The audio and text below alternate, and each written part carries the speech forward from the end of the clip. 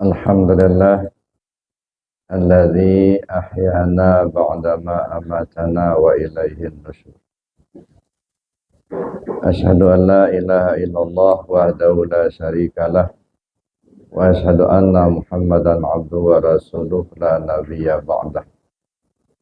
Allahumma shalli ala sayyidina Muhammad wa ala alihi wa ashabihi ajma'in.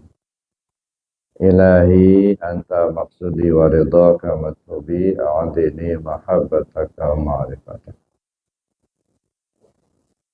Yang saya hormati Bapak Ketua Porja 538 Bapak Haji Dadang Suwandi beserta jajaran pengurus, dan yang saya hormati Bapak Pengurus Masjid Taufiqur Rahman beserta jajarannya, dan yang saya hormati Bapak-bapak para pimpinan sepuh, Bapak Ibu para jamaah rahimakumullah.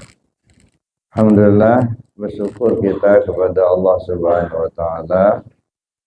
Di pagi hari ini kita ditakdirkan Allah dapat melaksanakan salat subuh berjamaah di masjid ini, dan selanjutnya sesuai dengan jadwal yang telah ditetapkan pengurus bahwa pagi ini kita akan melaksanakan ta'lim subuh yang jadwalnya diserahkan kepada saya.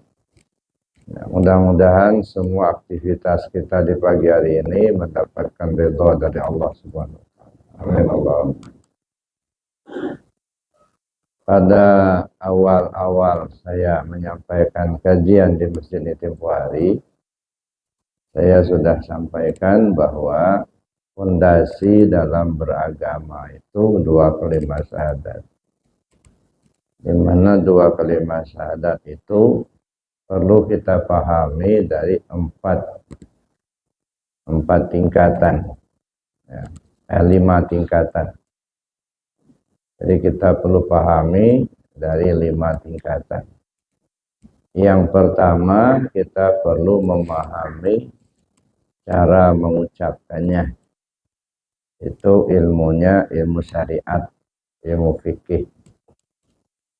Bagaimana cara kita mengucapkan dua kalimat syahadat, mana panjang dan pendeknya, makharijul hurufnya, itu ilmu tajwid, ilmu syariat, nah, atau ilmu yang berkenaan dengan bacaan.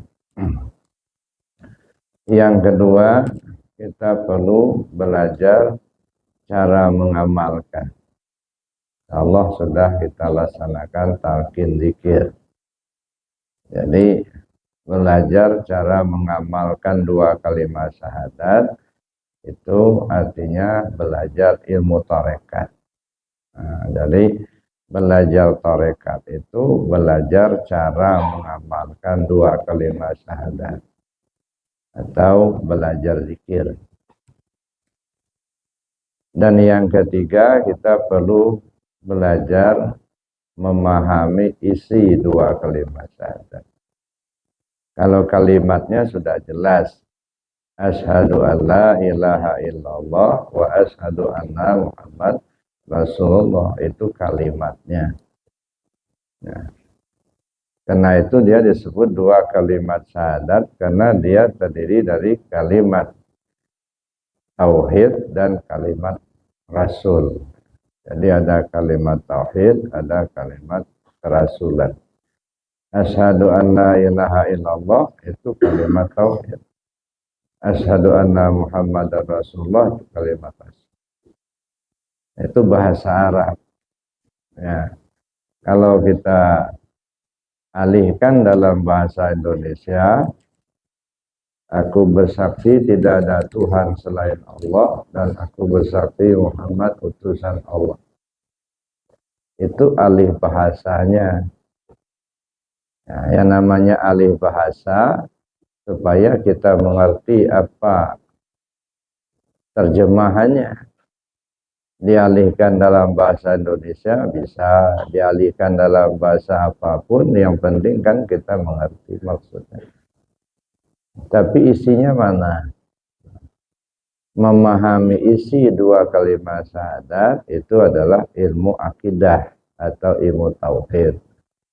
Nah, maka kita perlu belajar ilmu tauhid. Tanpa kita mengkaji ilmu tauhid, kita tidak akan paham apa isi dua kalimat syahadat itu. Dan yang keempat, kita perlu belajar atau memahami posisi dari dua kalimat syahadat itu. Kapan kita dalam posisi syahadat tauhid, kapan kita dalam posisi syahadat rasul.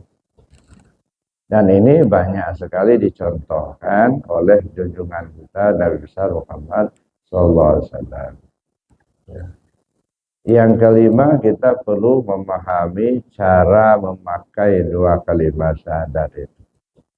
Gimana cara makainya? Hidup yang akan dipakai, mati yang akan ditompang. Belayar biduk sampai ke pantai, bawa barang serta penumpang. Carilah hidup yang akan dipakai, kok mati bisa ditompang.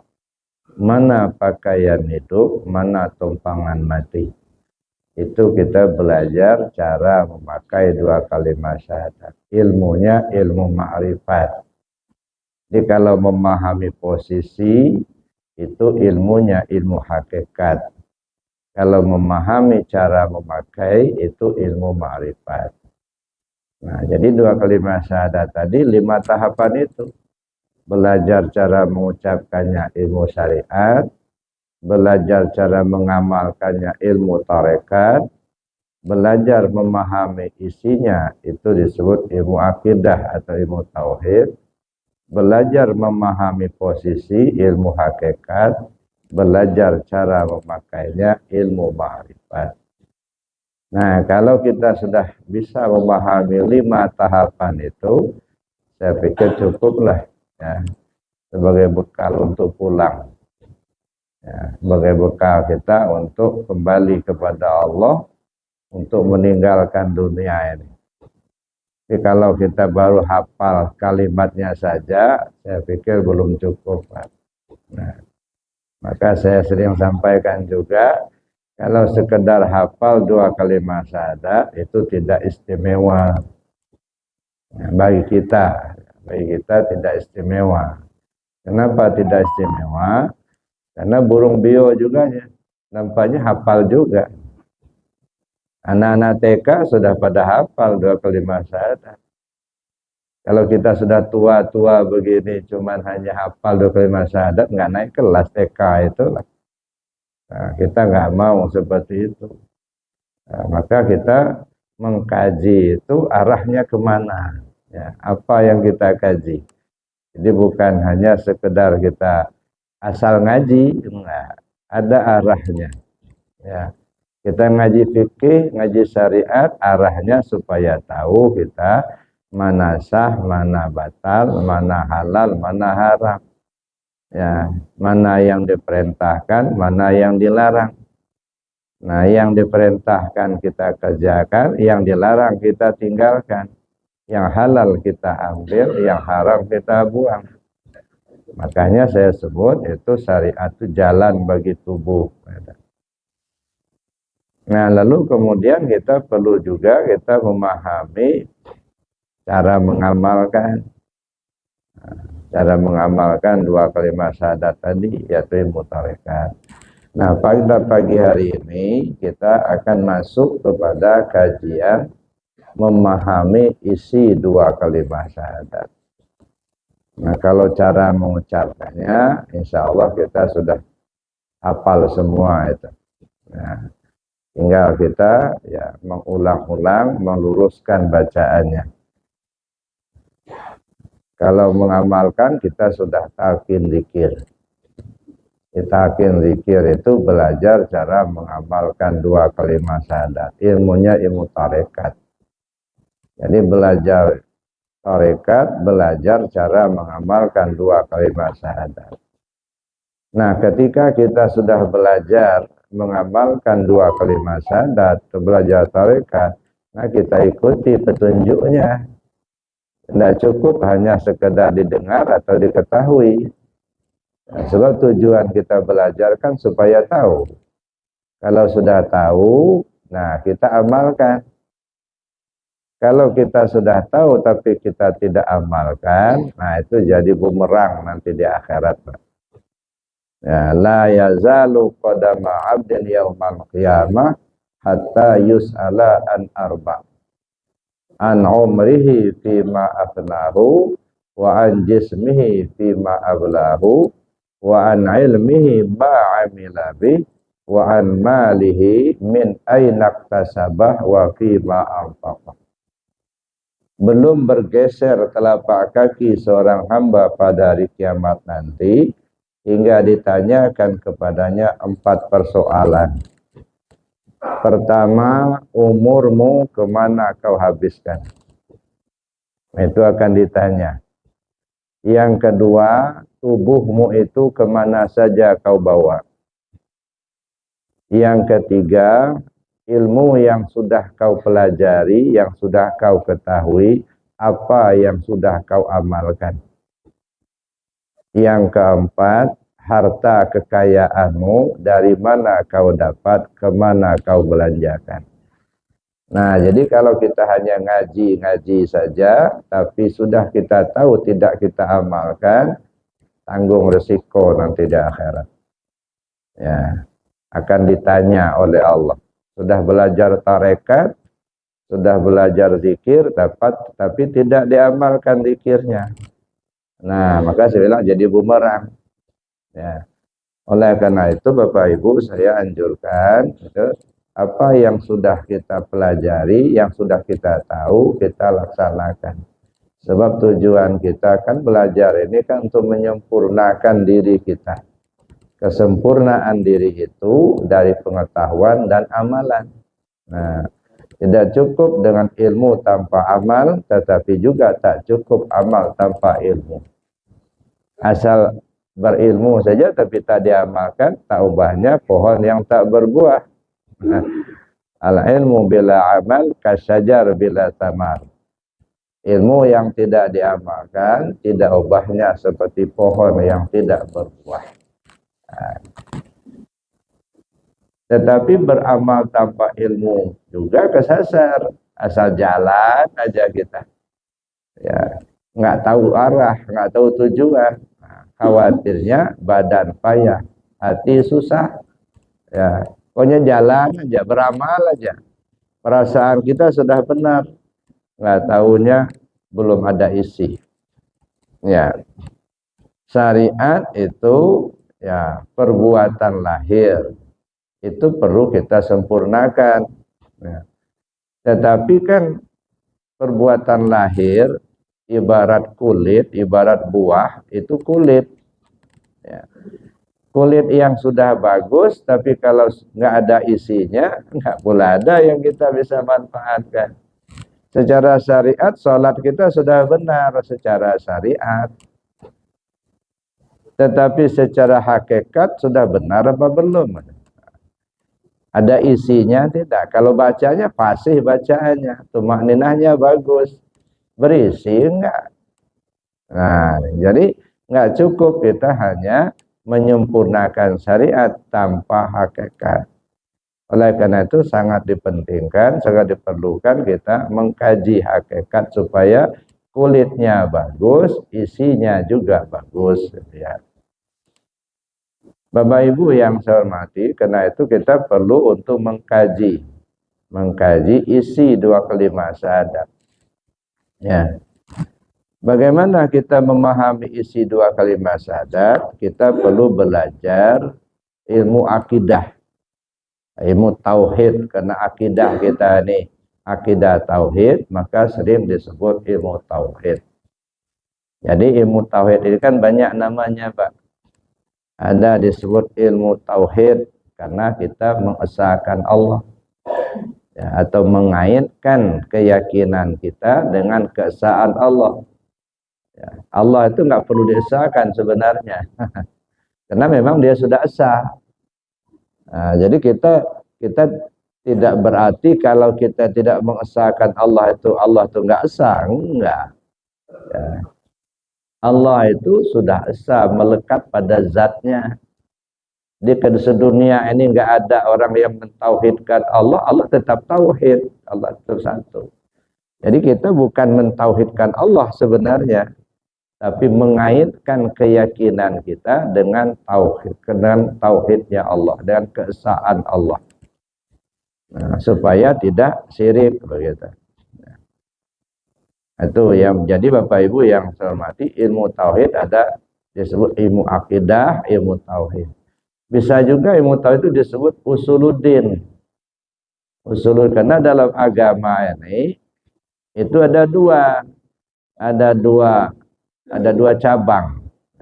Jadi kalau kita umpamakan agama Islam ini sebuah pohon besar, dia terdiri dari dua cabang. Ya. Yang pertama disebut dengan usuluddin atau usul, disebut ilmu usul, ilmu akidah. Dan yang kedua disebut dengan ilmu furu' atau usuliyah dan furu'iyah. Kalau usuliyah itu menyangkut akidah, keyakinan.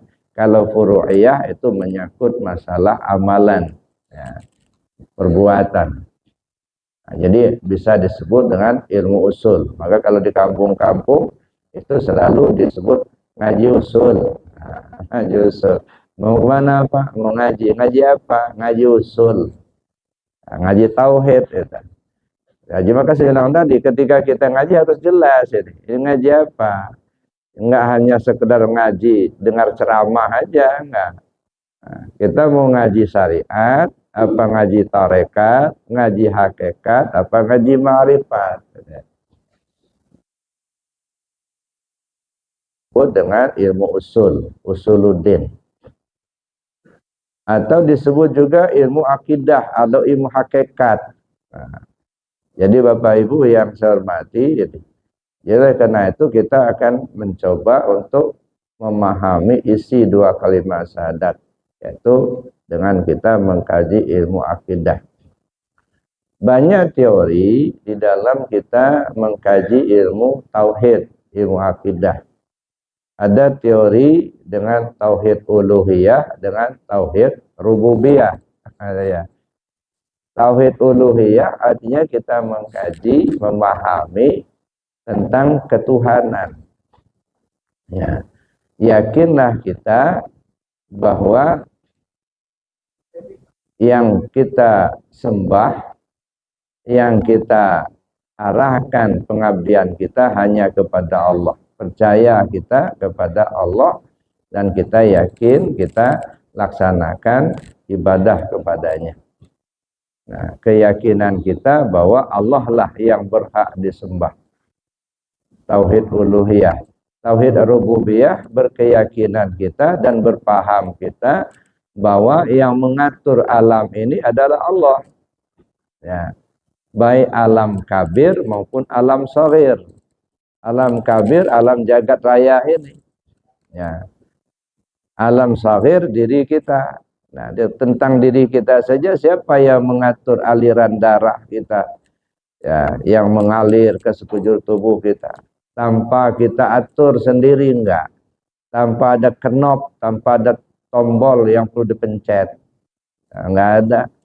Dari lahir kita sampai tua kita, tidak pernah kita mengatur darah kita. Dia berjalan dengan sendirinya. Siapa yang ngatur itu? Allah. Siapa yang mengatur hembusan nafas turun naik ini?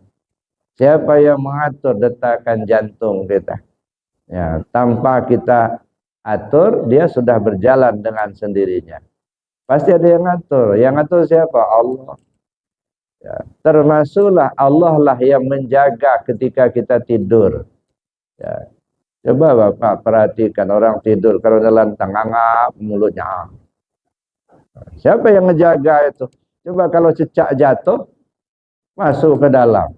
Tapi belum pernah ada kedengaran orang tidur kejatuhan cecak mulutnya. Ada. Siapa yang ngejaga itu? Allah yang menjaga. Tapi tanpa kita sadari, yakin kita bahwa Allah lah yang mengatur kehidupan ini. Itu tauhid rububiyah. Tapi ada teori yang kedua, itu yang paling mudah memahami tauhid dengan mengkaji sifat 20. Nah, jadi kajian tentang sifat 20 itu sebenarnya kajian untuk memahami ya tauhid keesaan Allah. Nah, tidak cukup kita hanya yakin aja Allah yang mengatur dunia ini. Tidak cukup kita hanya yakin saja bahwa yang kita sembah, yang berhak disembah itu hanya Allah. Saya kira nggak cukup. Tidak sempurna iman seseorang kalau dia belum memahami 66 cabang iman. Nah, ini kalau ingin sempurna akidah kita, pahami 66 cabang iman. Mana 66 cabang iman? 20 sifat yang wajib bagi Allah. 20 yang mustahil. Sudah 40. Satu yang jaiz. 41. 9 aqaid. Ya, atau saya sebut lam 9. Sudah 50. 50 sifat ini itu terhimpun di dalam kalimat la ilaha illallah. Jadi 50 aqaid ini, 50 sifat itu terhimpun dalam kalimat la ilaha illallah. Satu. Ada 4 sifat wajib bagi Rasul. 4 sifat mustahil bagi Rasul. 1 jaiz. Ya, 4 yang wajib, siddiq, amanah, tabligh, fatanah. Lawan daripada 4 yang wajib menjadi sifat mustahil. 1 yang jaiz, jadi 9. 1 aqaid. Aqaidnya Allah yang mengutus Rasul itu. Allah itu 1. Menjadi 10. 6 rukun iman. Jadi 10 tambah 6, 16. Ya. Jadi 16 ini terhimpun dia di dalam kalimat Muhammad Rasulullah. 50 tambah 16 menjadilah 66. Maka saya katakan tadi tidak sempurna iman seseorang kalau belum memahami 66 cabang iman. Nah, ini yang kita coba untuk mengkaji. 66 cabang iman ini mengkaji isi 2 kalimat syahadat. Sehingga pada akhirnya nanti kita bisa simpulkan, ya, apa sih isinya 2 kalimat syahadat itu. Cuma nanti disimpulkan, Pak, belum sekarang. Nah, sekarang kita ngaji dulu. Ngaji pretelin satu-satu dulu. Ya. Oleh karena itu saya ingin sampaikan kajian tentang isi 2 kalimat syahadat ini melalui kajian sifat 20. Ya. Sifat 20 ini artinya sifat yang wajib bagi Allah. Sebenarnya sifat Allah itu bukan hanya 20, banyak sekali, ribuan. Semua sifat jamal dan kamal itu adalah sifat Allah. Tetapi kenapa yang disebut sifat wajib itu 20, gitu ya? Karena 20 macam sifat itu yang disifatkan Allah ke diri kita. Nah, karena itu yang disifatkan Allah ke diri kita, maka kita wajib mengetahuinya. Nah, karena kalau kita sudah mengetahui sifatnya yang ada pada diri kita, maka insya Allah kita akan tahu siapa yang punya sifat. Karena Allah itu nggak bisa kita kaji langsung ke zatnya, Pak. Nggak boleh. Rasul melarang itu. Kata Rasul SAW, tafakkaru fi khalqillah wala tafakkaru fi zatihi. Kata Rasulullah SAW, pikirkan ciptaan Allah, jangan kau pikirkan zatnya. Fatuhlik, Anda bisa celaka. Bisa rusak-rusak ya urat saraf kita, bisa stres, Pak. Ya, kalau kita berpikir langsung kepada zat Allah. Nah, makanya tidak boleh kita mengarahkan pikiran kita kepada zatnya. Tapi arahkan pikiran kita kepada ciptaannya. Nah, ciptaan Allah itu banyak sekali. Ya, ada bumi, langit, bulan, bintang, dan lain sebagainya. Yang kita sebut dengan alam kabir, alam luas, alam besar. Nah, kalau itu yang kita kaji, terlalu luas, Pak. Ya, terlalu luas. Makanya lebih baik kita singkat saja. Kita ambil yang singkatnya tapi meliputi. Kalau ibaratnya kita belajar renang, Pak. Kalau belum bisa berenang, janganlah kita berenang di lautan lepas, kelelap itulah. Ya, merasa dirinya sudah bisa berenang, tapi baru belajar. Ya, udah kelelap, begitu mencebur langsung nggak keluar lagi. Nah, belajarlah di kolam kecil dulu.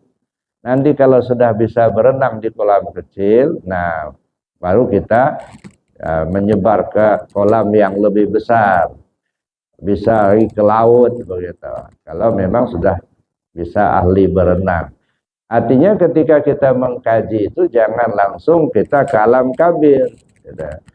Bukan tidak boleh, boleh saja, cuman susah dipahami. Maka orang kadang-kadang ngaji sifat 20 bertahun-tahun, tapi nggak paham-paham. Kenapa? Karena langsung ke alam kabir. Misalnya Allah bersifat wujud, buktinya ada bumi, ada langit, ada bulan, ada bintang. Nah, terlalu luas. Nah, maka kita coba persingkat saja. Bapak Ibu yang saya hormati, ada 20 macam sifat Allah yang wajib kita ketahui karena sifat itu disifatkan Allah ke diri kita. Pertama disebut wujud. Yang kedua qidam. Yang ketiga baqa. Wujud, qidam, baqa. Yang keempat mukhalafah lil hawadis. Yang kelima qiyamu ta'ala binafsih. Dan yang keenam wahdaniyat. Jadi wujud, qidam, baqa, mukhalafah lil hawadis, qiyamu ta'ala binafsih dan wahdaniyat. 6 sifat ya. 6 sifat ini, satu sifat disebut sifat nafsiyah, 5 sifat disebut dengan sifat salbiyah. Yang sifat nafsiyah hanya wujud saja. Ya, sedangkan 5 sifat berikutnya itu disebut sifat salbiyah. Qidam, baqa, mukhalafah lil hawadis, qiyamu ta'ala binafsi dan wahdaniyat. Jadi itu ada 6 sifat, yaitu ya sifat salbiyah, sifat nafsiyah 1 itu wujud, sifat salbiyahnya ada 5. Kemudian ditambah lagi ya. Ditambah lagi 7 sifat yang disebut sifat ma'ani. Qadrat, iradat, ilmu, hayat, sama, basar, kalam. 7 macam ini disebut sifat ma'ani. 7 macam inilah yang sebenarnya sifat yang melekat pada zat. Kalau sifat wujud itu menunjukkan diri. Dirinya Allah itu, zatnya Allah. Dalam bahasa tauhid namanya zat. Kalau bahasa kitanya diri. Dirinya Allah itu. Ya. Kalau sifat salbiyah itu sifat khabariyah. Dia tidak melekat pada zat. Itu sifat khabariyah. Misalnya qidam. Ya, qidam itu terdahulu. Apa sih bentuk terdahulu itu? Enggak bisa, enggak ada bentuk. Ya, makanya dia tidak melekat pada zat. Dia hanya sifat khabariyah. Tapi kalau sifat ma'ani, inilah sifat yang melekat pada zat. Nanti kita kaji lebih jauh lagi nanti. Dia qadrat, iradat, ilmu, hayat, sama, basar, kalam. Ditambah lagi 7 sifat maknawiyah.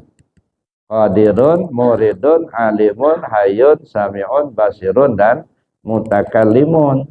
Itu sifat maknawiyah. Nah, jadi sifat 20 itu dibagi kepada 4 kelompok.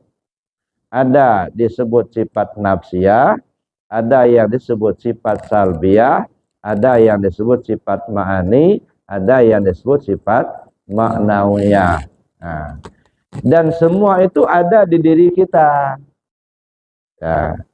Dan semuanya ini terhimpunlah dia nanti di dalam kalimat la ilaha illallah. Maka kalau orang yang sudah paham Pak isi dua kalimat syahadat itu, isi kalimat tauhid la ilaha illallah, insya Allah dia tidak akan pernah meninggalkan kalimat itu. Dia akan selalu mengamalkannya. Karena ketika kita mengucap la ilaha illallah, la ilaha illallah, sebenarnya kita ngebaca diri sendiri. Arahnya ke sana.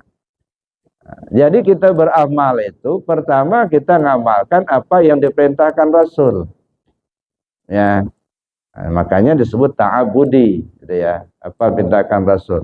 Rasul merintahkan ke kita, jaddidu imanakum bikasrati qauli la ilaha illallah. Perbaharui iman kalian, kata Rasul kepada para sahabat. Sahabat tanya, kaifa nujaddidu imanana ya Rasulullah? Bagaimana caranya ya Rasul kami perbarui iman kami? Apa jawab Rasul? Faksiru bidzikri la ilaha illallah. Kalian mesti banyak-banyak sebut kalimat la ilaha illallah itu. Jadi kita berzikir, kita bukan hanya sekedarnya saja, ada arah, ada tujuan. Ya, untuk memperbarui iman, ya.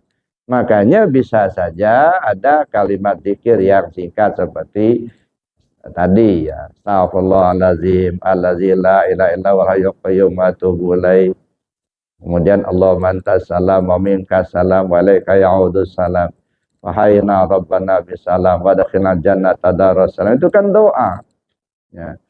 Wa dakhilna jannata darussalam. Tabarakta rabbana wa ta'ala ya zal jalali wa ikram. Lalu tutup sami'na wa ta'na ghufranaka rabbana wa ilaikal masir. Boleh enggak? Ya boleh. Cuman kira-kira arahnya kemana? Kadang-kadang kita malu sendiri, Pak. Selesai salat kita sebut sami'na wa ata'na ghufranaka rabbana wa ilaikal masir.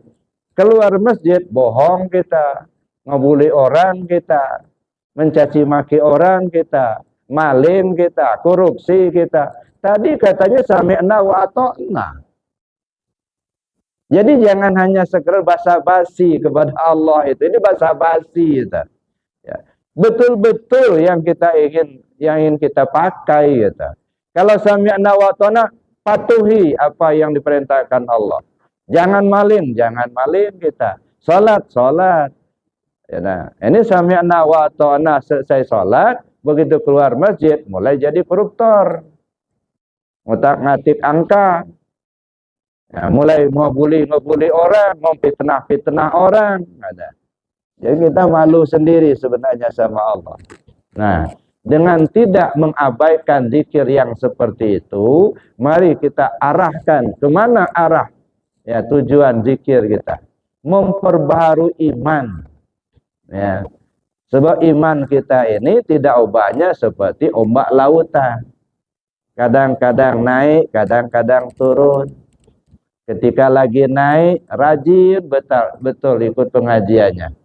Dari jauh-jauh kita datang kita. Tapi kalau lagi malas, ada pengajian di samping rumah, nggak datang gitu. Itu ya, kalau lagi malas. Ada pengajian, kita tetangga masjid kita. Ada pengajian masjid, nggak mau kita datang. Tapi kalau lagi rajin, kita kejar kemana-mana. Nah, itu namanya kita kadang-kadang jadi kayak ombak lautan. Kadang-kadang rajin ibadah, kadang-kadang malas, gitu ya. Nah, supaya tidak terjadi begitu, kata Nabi, perbaharui iman. Jaddidu imanakum, perbaharui iman. Bagaimana cara perbaharui iman? Faksiru bidzikri la ilaha illallah. Selesai salat, zikir la ilaha illallah. Gemuruh. Ya. Kalau semua masjid-masjid sudah gemuruh dengan zikir kalimah la, turunkan rahmat yang banyak. Ya. Allah buat tentram ya negeri kita ini. Kalau semua masjid-masjid gemuruh dengan menyebut zikir, insya Allah ya Allah menurunkan rahmat. di masjid itu jamaahnya rukun, pengurusnya nggak gontok-gontokan, gitu. Gontok-gontokan kenapa? Karena nggak paham kalimat itu, nggak diamalkan. Coba amalkan dzikir la ilaha illallah itu. Insya Allah aman. Kenapa? Ala bidzikrillah tatma'innul qulub. Ketahuilah dengan mengingat Allah hatimu menjadi tenang. Ya. Kalau kita betul-betul ngamalkan kalimat itu. Ya. Mari kita kembali ke pokok masalah. Mengkaji sifat 20. Yang pertama apa tadi? Wujud. Ya. Jadi sifat 20 itu yang pertama disebut sifat wujud. Wujud itu bahasa Arab. Bahasa kitanya apa? Ada. Nah, jadi adanya Allah kita perlu dalil. Apa buktinya? Dalil itu kan bukti. Ya. Dalil ini ada yang sifatnya tertulis, ada yang sifatnya tidak tertulis atau disebut kunyah dan kauniyah. Yang tertulis itu Al-Qur'an 30 juz. Itu dalil yang tertulis. Dalil yang tidak tertulis alam terkembang. Kalau orang Padang bilang pancuki pisau sirawi ketungke batang lintabung silodang ambil kadiru. Satitiak jadikan lawi, sakapa jadikan gunung, alam takambang jadi guru. Nah, belajar dari alam. Ya. Bagaimana, kenapa kok matahari terbitnya dari timur tenggelam di barat? Itu jauh. Kenapa kalau ada air, misalnya rumput-rumput tanaman menjadi subur? Itu dalil semua itu. Kenapa kok gelas ini makanan ini ada di depan saya ini? Dalil. Kenapa meja ini kok terletak di sini? Kenapa karpet ini kok terbentang bujur begini? Dalil semua. Jadi bicara dalil bukan hanya yang tertulis, tapi yang tidak tertulis. Kalau yang tertulis cuma 6.666 ayat, Pak. Kalau yang tidak tertulis berjuta-juta ayat Allah. Ini alam ini ayat semua ini. Ayat itu kan tanda. Tanda adanya Allah. Ini lihatlah alam ini. Ada matahari, bulan, bintang. Ada pergantian siang dan malam. Ada air, ada api, ada bebatu, ada laut. Masya Allah. Itu dalil semua itu. Ya, jadi makanya ada yang disebut dengan dalil nakli dan dalil akli. Nah, jadi kalau kita bicara ilmu tauhid, kita berpatokan kedua dalil itu. Dalil nakli itu dalil yang bersumber dari Al-Quran dan Sunnah. Itu dalil nakli namanya. Yang kedua dalil akli.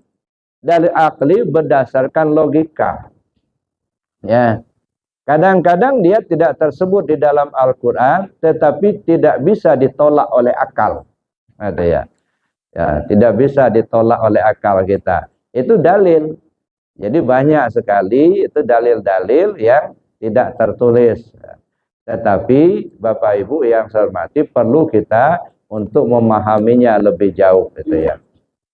Nah, ketika kita bicara dalil, mana dalilnya adanya Allah, wujudnya Allah itu? Nah, kita lihat Al-Quran. Ya. Allah menjelaskan, Wallahu alladzi khalaqas samawati wal arda wa ma bainahuma. Allah lah yang menciptakan langit dan bumi dan segala isinya.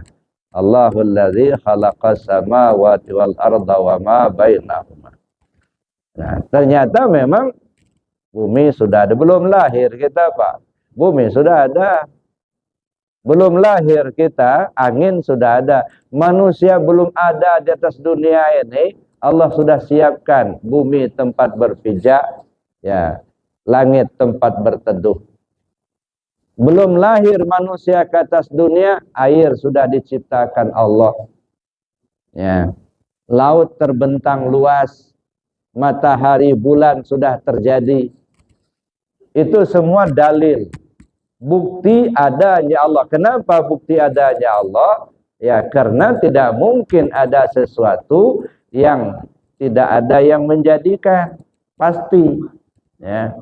Nah, yang menjadikan itu siapa? Air misalnya. Ini air. Ya. Sampai sekarang nggak ada orang yang bikin air. Tanyalah, carilah siapa manusia yang sanggup bikin air. Nggak ada. Paling-paling teorinya, kalau kemarau itu sebarkan garam di atas, nanti dia mendung jadi air. Sudah. Tapi kita kan hanya ngerjakan, nyebarkan garam itu aja. Tapi yang menciptakan ada air, nggak ada. Paling-paling ngebor. Tanah dibor, begitu. Ya, keluarlah air. Yang jadikan air siapa? Nah, nggak ada manusia. Berarti manusia tidak bisa menciptakan air, siapapun orangnya. Sedangkan airnya ada. Kalau begitu siapa yang menjadikan ini? Nah, ini kembalilah kita kepada Al-Quran tadi. Allahul ladzi khalaqas samawati wal arda wa ma bainahuma. Allah menciptakan langit dan bumi dan segala isinya. Kita cuma hanya ngolah-ngolah aja, Pak. Ya. Dibor tanah, keluar air. Sudah keluar air, disulip. Kemudian dimasukkan dalam kemasan. Dijual, jadi duit. Hanya ngolah-ngolah itu aja. Tapi nggak pernah ada menciptakan. Tapi walaupun begitu, kita bersyukur, Pak. Ya, bersyukur pada Allah. Nah, cuman kadang-kadang kita ya tidak mampu mensyukurinya. Contohnya air, ini segelas air, Pak. Jangan diremehkan air yang segelas ini. Berapa banyak manusia yang terlibat dengan air yang segelas ini. Ya. Kalau dia diambil dari sumur, berapa banyak orang yang menggali sumur itu? Paling tidak mungkin 2 orang. Kalau dia dibor, berapa banyak orang yang terlibat dengan boran itu?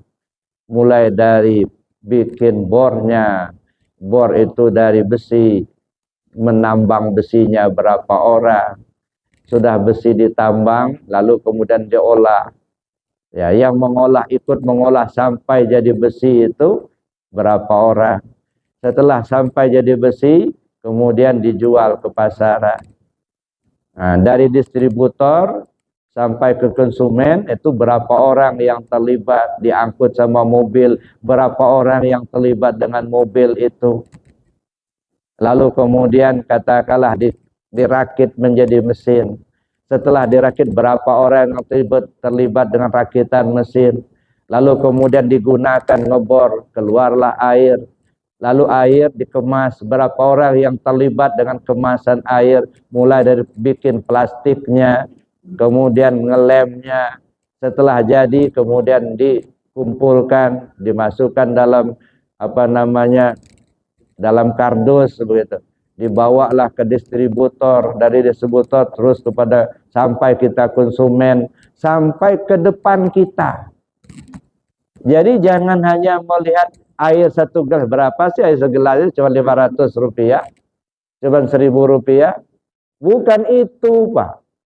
Jangan dilihat angkanya 500, bukan. Yang terlibat untuk menghadirkan segelas air di depan kita. Kalau bukan Allah yang mengatur, tak akan ada seorang pun yang bisa. Di situ kita termenung dan terpaku. Masya Allah, subhanallah. Allah Maha Kuasa.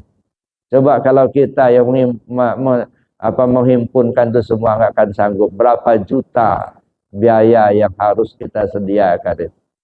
Jangan dilihat air segelas di depan kita saja. Nah, itu dalil semua itu, Pak. Tapi mampu nggak kita membaca itu? Ya, kita kan hanya membaca kadang hanya segelas air, apalah artinya? Ya, sehingga kadang-kadang diremehkan. Kadang-kadang segelas air orang sudah payah-payah beli mengantarkan ke depan kita, cuman diminum 1 teguk, 2 teguk, kemudian dibuang. Mubazir. Makanya kalau minum dihabisin, kalau enggak usah diminum sekalian, kasihkan sama teman gitu. Supaya enggak mubazir gitu. Nah, Bapak Ibu yang saya hormati, sekarang kita lihat lagi dalil secara akli wujud adanya Allah. Ya. Mana wujud, mana adanya Allah itu, mana dalilnya? Kalau Al-Quran sudah jelas. Allahul ladzi khalaqas samawati wal arda wa ma bainahuma. Nah, secara akli, mungkinkah sesuatu itu ada tanpa yang mengadakan? Ini meja, ya. Meja ini ada di depan kita. Mungkinkah meja ini ada dengan sendirinya tanpa ada yang mengadakan? Nggak mungkin. Ini karpet terkembang lurus, bagus. Mungkinkah karpet ini mengembangkan dirinya sendiri tanpa ada yang mengembangkan? Nggak mungkin. Ya. Karpet terkembang pasti ada yang mengembangkan. Meja terjadi mesti ada yang bikin. Alam terkembang sudah terjadi, air pun sudah terjadi, tak satu pun yang sanggup menjadikan.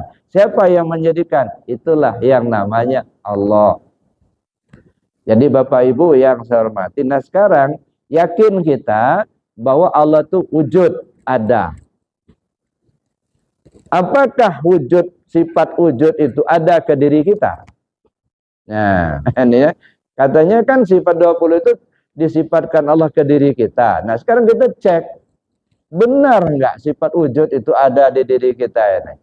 Ya, kita rasakan sendiri. Ya. Pak Abu ada enggak ya? Ada. Ah, itu di belakang ada. Ah, ada. Itu Pak Abu. Kenapa Bapak katakan ada? Ah. Kenapa dikatakan ada? Karena kelihatan tubuhnya. Ada Pak Abu, tubuhnya ada, ganteng orangnya.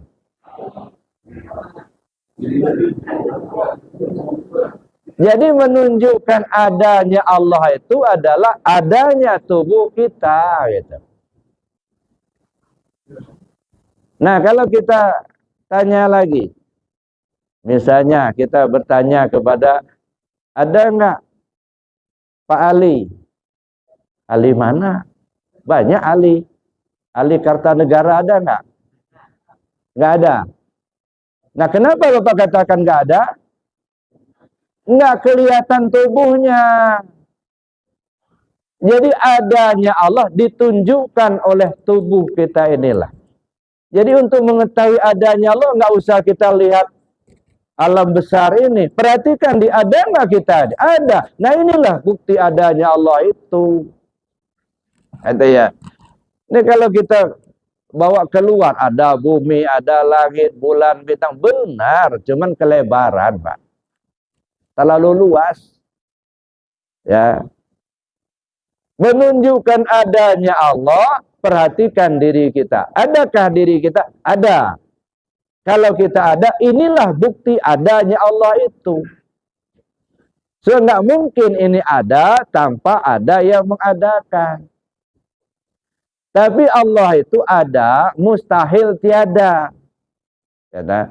Jadi adanya Allah itu ya tidak ada lawan, Pak. Adanya Allah tidak ada lawan. Lawan adanya Allah itu apa? Tidak ada. Jadi Allah itu adanya Allah tidak ada lawan. Lawan adanya Allah tidak ada. Nah, ini kalau kita sudah mengatakan lawan adanya Allah itu ya tidak ada. Nah, kita ada enggak? Ada. Apakah kita ini yang ada secara hakiki? Apakah adanya kita sebagai dalil adanya Allah? Nah, begitu. Adanya kita bukan wujud hakiki, tetapi wujud majazi. Jadi adanya kita ini hanya mazhar adanya Allah. Nah, jadi kita ini tidak wujud hakiki, Pak. Cuman kita ini kadang-kadang ngaku-ngaku aja. Akulah yang melihat, akulah yang mendengar, aku yang kuasa. Siapa yang kuasa di sini? Aku yang kuasa di sini. Masya Allah. Nah, ini kan. Akibatnya orang takut semua. Kenapa? Ya dia yang kuasa. Ada ya. Nah, ini Bapak Ibu yang saya hormati. Nah, adanya Allah tidak ada lawan. Lawan adanya Allah tidak ada. Nah, kenapa? Karena tidak boleh ada dua wujud, Pak. Kalau dua wujud, syirik hukumnya. Ya, nah. Ada Allah, ada kita. Dua yang ada, masih syirik. Bagaimana supaya tidak syirik? Ya, nah. Adanya kita kembalikan kepada adanya Allah. Jadi artinya adanya kita ini hanya merupakan bayangan saja. Kalau dia bayangan, maka sesungguhnya yang ada adalah pemilik bayangan. Nah ini buku. Nah ini bayangan. Nah, di bawah ini ada bayangan. Sebenarnya bayangan ini nggak ada. Kenapa? Karena buku ini yang berpindah, nah bayangan berpindah juga. Coba kalau buku ini tetap suruh bayangan pindah, nggak bisa dia pindah sendiri. Nah begitu juga kita ini. Kita ini adalah wujud bayangan. Ya. Jadi bukan wujud hakiki. Nah bagaimana supaya kita menempatkan adanya Allah itu ya hanya tunggal sendirian. Dan kita tidak adanya kita tidak berdiri sendiri. Jangan dikira kita ini kuasa, Allah kuasa, kita kuasa. Allah ada, kita ada. Dua dia yang ada. Padahal kita ini tidak berdiri sendiri. Sebab apa? Sebab yang berdiri sendiri hanya Allah semata-mata. Nah, tahulah kita bahwa sifat wujud ada di diri kita. Mana sifat wujud? Adanya tubuh kita ini menunjukkan adanya Allah. Dua. Kedua apa? Sifat qidam. Ya, wujud qidam. Qidam itu apa? Terdahulu. Artinya terdahulu. Allah ada terlebih dahulu sebelum adanya alam ini. Ya. Belum jadi segala sesuatu, Allah itu sudah ada. Tetapi adanya Allah tidak dijadikan. Dan tidak menjadikan dirinya sendiri. Dan tidak pula terjadi dengan sendirinya. Enggak bisa kita katakan Allah itu menjadikan dirinya sendiri. Kenapa tidak bisa? Kalau dia menjadikan dirinya sendiri, berarti ada dua kejadian. Yang menjadikan dan yang dijadikan. Sebenarnya Tuhan yang kita sembah yang menjadikan atau yang dijadikan. Nah ini masalahnya. Makanya nggak bisa adanya Allah itu adanya karena dia menjadikan dirinya sendiri. Nggak boleh. Dan tidak boleh juga dikatakan adanya Allah terjadi dengan sendirinya. Kalau dia terjadi dengan sendirinya, berarti sebelum dia terjadi ada ruang kosong, tidak ada Tuhan. Sebelum terjadi. Ya, kalau dia terjadi dengan sendirinya, berarti ada ruang kosong. Sebelum terjadi, dia nggak ada. Berarti diawali dengan tiada. Maha suci Allah dari bersifat demikian. Kenapa? Karena Allah itu awal tiada permulaan, akhir tiada kesudahan. Ya, beda dengan kita, Pak. Kalau kita ini ada awal. Sebelum nikah, ayah ibu kita itu dulu nggak ada kita ini. Begitu orang tua kita nikah, lahirlah kita. Ada permulaan. Nanti ada akhir, ada masanya, death. Ada, tinggal cerita lagi dunia ini. Ya, kalau sekarang akhirat masih menjadi cerita, Pak. Ya, belum nyata.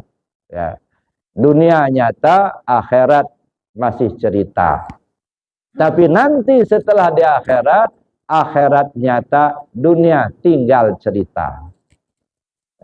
Dulu kami ngaji di Taufikur Rahman dulu, ada Pak Ketua, Pak Dadang Suwandi. Itu cerita dulu.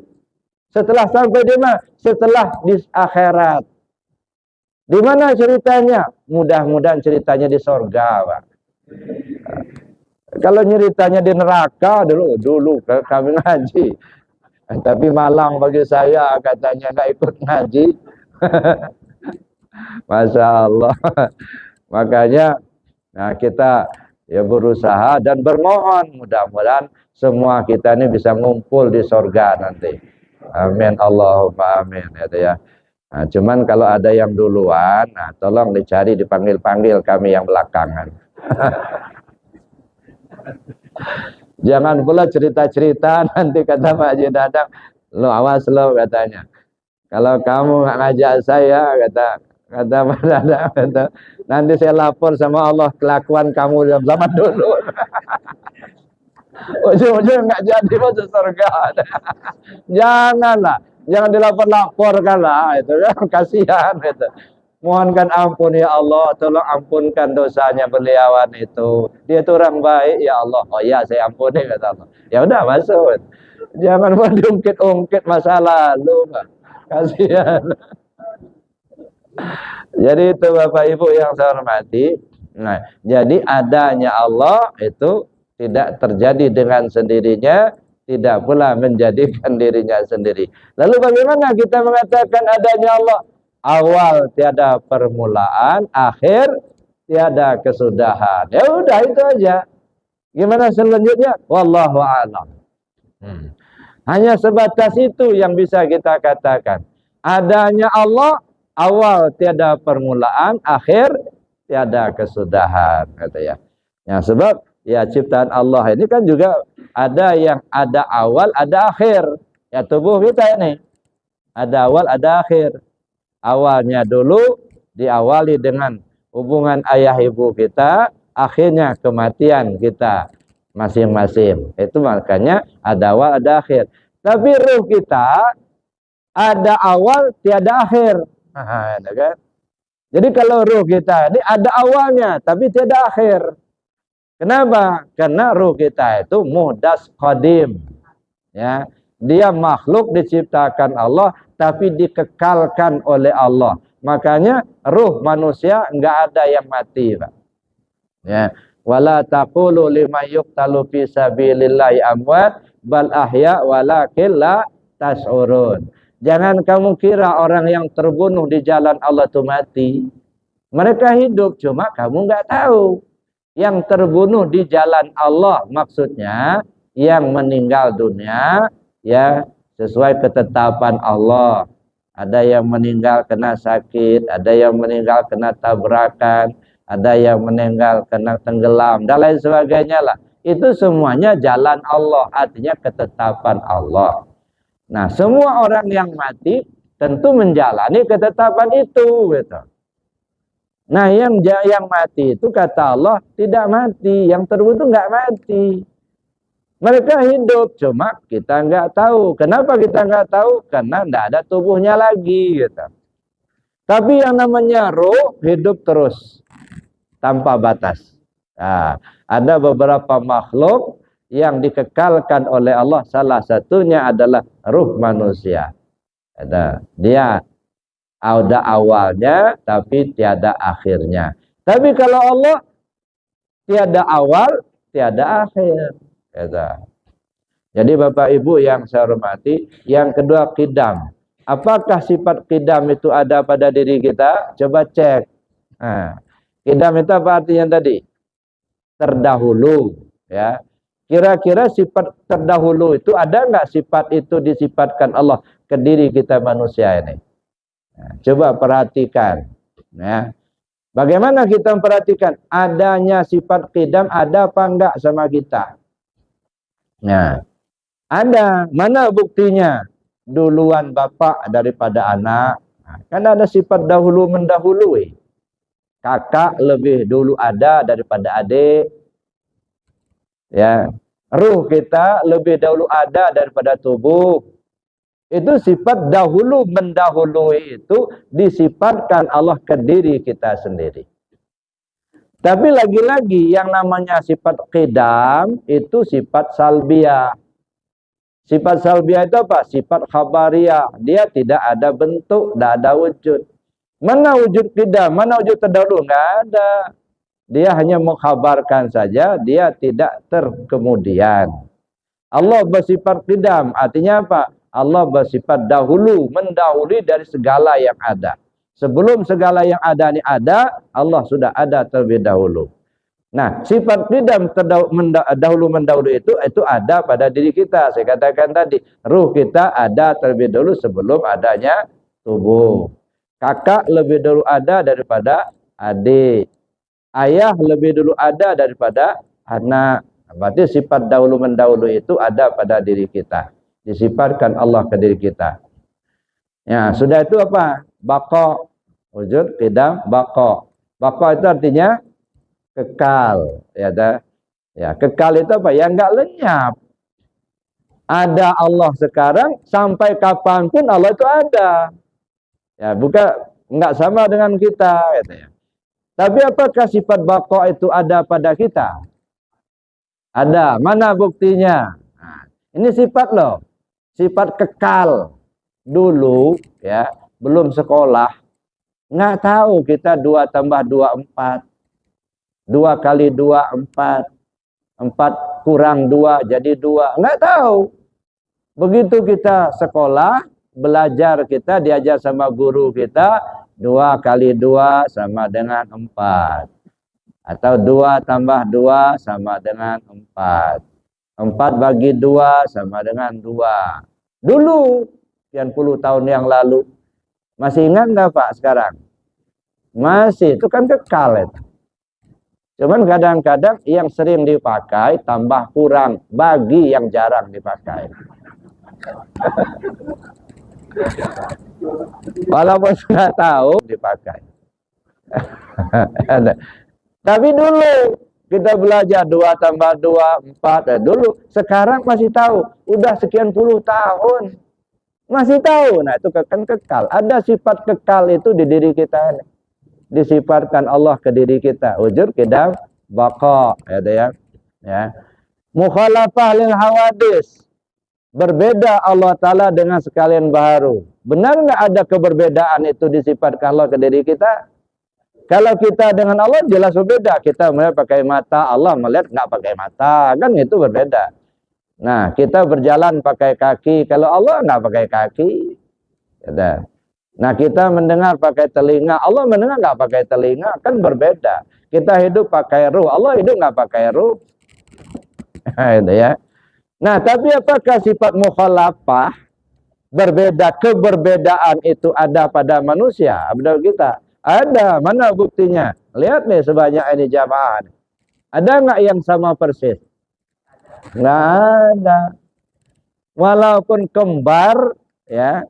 Anak lahir waktunya sama, harinya sama, jamnya sama, ibunya satu, tapi pasti ada bedanya. Ya, kalau ditanya, Ibu, ini kembar ya Bu? Iya. Ya, mana yang tua? Ya ini yang tua, ini yang nomor 2. Tahulah dia. Ini namanya Ana, yang tua, yang muda namanya Ani. Bedalah. Ada berbeda. Jadi keberbedaan itu disifatkan Allah ke kita manusia ini.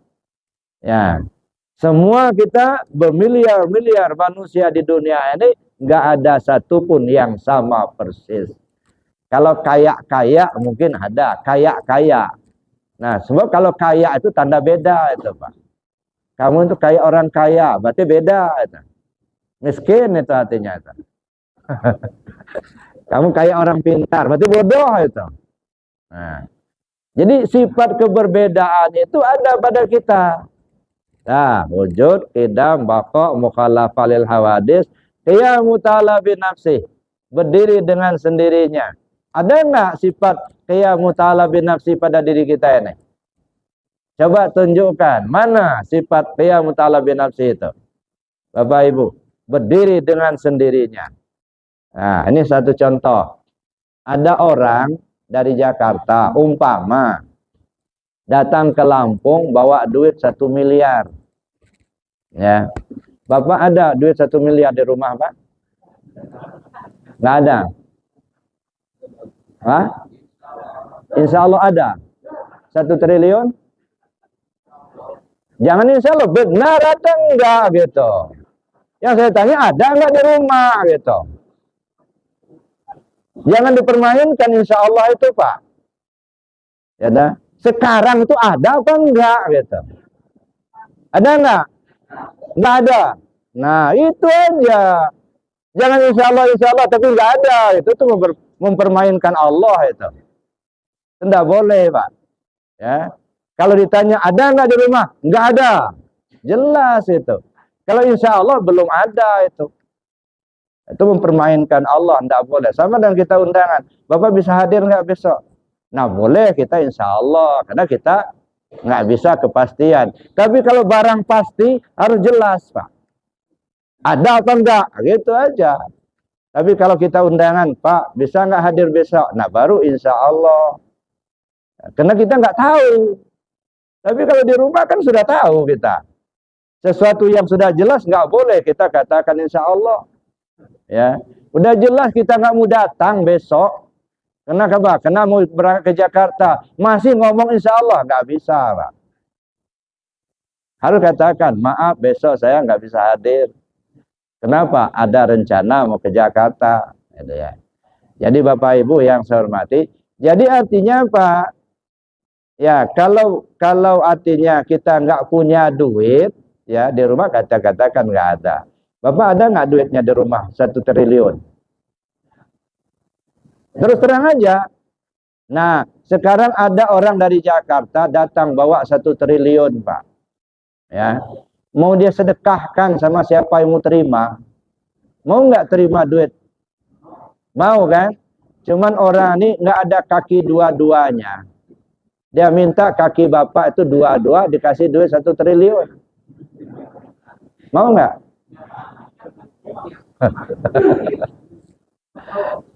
Mungkin kebanyakan kalau 1 triliun, 1 miliar aja lah. Ya, misalnya 1 miliar. Pak, ini saya bawa duit 1 miliar, mau saya kasih kepada siapa yang mau. Cuman saya ini nggak punya kaki sebelah. Saya minta kaki bapak sebelah, ini ada duit 1 miliar. Kira-kira mau nggak? Apa namanya itu? Pendirian. Ya. Ya mutala bin nasib, punya pendirian. Pak, mau kemana Pak? Mau ngaji. Di mana? Taufikur Rahman. Jauh banget Pak. Di sini juga ada pengajian. Ya di rumah kita, dekat rumah kita ini. Enggak, saya mau ke sana aja. Begitu di jalan ketemu kawan. Mau kemana Pak? Mau pengajian. Di mana? Taufikur Rahman. Ya udahlah kita ke sini aja Pak. Ke musola saya kecilin aja. Enggak, saya ke sana juga. Kuat hati berangkat. Apa namanya itu? Pendirian. Pak, saya lihat Bapak itu dari kecil sudah beragama Islam, tapi sampai tua ini miskin aja. Saya kasih duit Pak 1 triliun, tapi Pak pindah agama ke agama lain. Mau enggak? Enggak mau. Apa namanya? Pendirian. Nah, itu semua orang punya pendirian. Persoalan pendirian itu ada yang kuat, ada yang lemah, itu lain masalah. Tapi punya pendirian. Mana yang lemah? Pak, anak Bapak judi, Pak. Astagfirullah. Haram itu judi. Tapi menang, Pak. Alhamdulillah. Atau lemah. Ya. Tapi masih ada pendirian. Ya. Jadi ada semua kita. Jadi qiyamu ta'ala binafsi artinya ada pendirian di dalam diri kita. Wahdaniyat esa 1. Ada enggak disifatkan Allah ke diri kita sifat esa itu? Ada dari lahir sampai sekarang. Bahkan saya mati 1 inilah. Yang saya tahu Pak Sulyadi itulah orangnya. Itu ganteng orangnya, sawo matang kulitnya. Itu ya. Itu. Jadi kalau orang bilang mana Pak Suryadi, ya itulah dia 1 itu, nggak ada duanya. Nah, nggak pula punya ada serap di rumahnya, ya nggak 1 itulah. Diri kita juga begitu. 1 inilah begitu kita lahir ke dunia, cuman 1 inilah. Berarti sifat wahdaniyat itu ada disifatkan Allah ke diri kita. Selesai. 6 sifat. Wujud, qidam, baqa, mukhalafah lil hawadis, qiyamu ta'ala binafsi dan wahdaniyat. 6 sifat, yang 1 sifat nafsiyah yaitu wujud. Yang 5 sifat disebut sifat salbiyah yaitu qidam, baqa, mukhalafah lil hawadis, qiyamu ta'ala binafsi dan wahdaniyat. Nah, itu 5 sifat ini disebut sifat salbiyah. Lagi-lagi saya sampaikan sifat salbiyah, sifat khabariyah. Dia tidak melekat pada zat. Ya, contohnya saja baju saya atau meja ini baru. Meja ini baru. Mana wujud barunya? Enggak ada. Dia hanya menceritakan bahwa meja ini tidak usang. Ya, masih baru gitu ya. Itu kan kabar ya gitu ya. Nah, itu Bapak Ibu yang saya hormati, ya saya kira cukup materinya pagi ini mengkaji tentang sifat 20 baru sampai kepada wahdaniyah. Jadi wujud, qidam, baqa, mukhalafah lil hawadis, qiyamu ta'ala bin nafsi dan wahdaniyat. Mudah-mudahan Allah panjangkan umur kita, diberi kesehatan, bisa kita lanjutkan bulan yang akan datang. Nah, jadi 1 bulan lagi Pak. Nah, jadi kalau kita ulang lagi nanti jangan kaget. Kenapa? Namanya kita murid tuir-tuir. Nah, susah hafal, gampang lupa. Nah, ini bedanya kita belajar sudah tua dengan masa kecil. Kalau masa kecil dulu kita gampang hafal, susah lupa. Kalau sudah tua begini susah hafal, gampang lupanya. Saya kira cukup Bapak Dek. Silakan. Ada yang mau tanya nggak?